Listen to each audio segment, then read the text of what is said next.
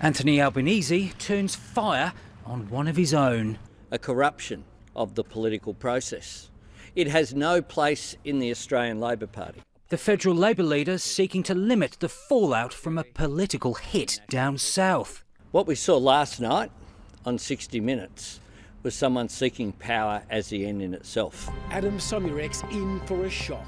An extraordinary sting on a senior Labor figure in the Victorian government that's unravelled a ministerial career and invited broader questions about the ALP's inner workings. It's who I say is going to be the Premier.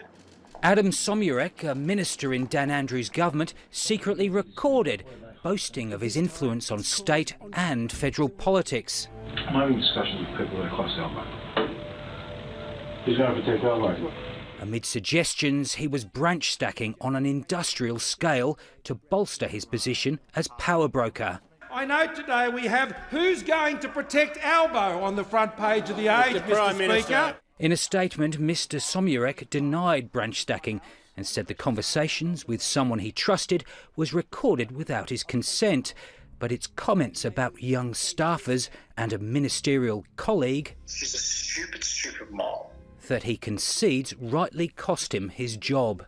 There were sexist comments, they were homophobic, they were completely inappropriate. What's not been explained is how Mr Somyurek came to be captured by a hidden camera in the office of a federal Labor MP. And have you spoken to Anthony Byrne? No, I haven't. Anthony Byrne is the Deputy Chair of the Joint Parliamentary Intelligence Committee and a former boss of Mr Somyurek. He was not afforded an opportunity to resign because he didn't deserve an opportunity to resign. He was sacked. Dumped from Cabinet, Mr Somyurek resigned from the ALP today before the party's national executive could turf him. Allegations against him referred to police and Victoria's anti-corruption body. OK, I'm going to Parliament now. All right. Late today, a second minister resigned from Cabinet, the scandal deepening. There's a very good reason why Anthony Albanese has quickly distanced himself from this ugly business. Early voting's begun in the Eden Monaro by-election, a seat the ALP holds by a slim margin. Mr Albanese knows a loss would be seen by some as an early measure of his leadership. Being dragged down by a political hit job in another state hardly helps. Andrew Probyn, ABC News, Canberra.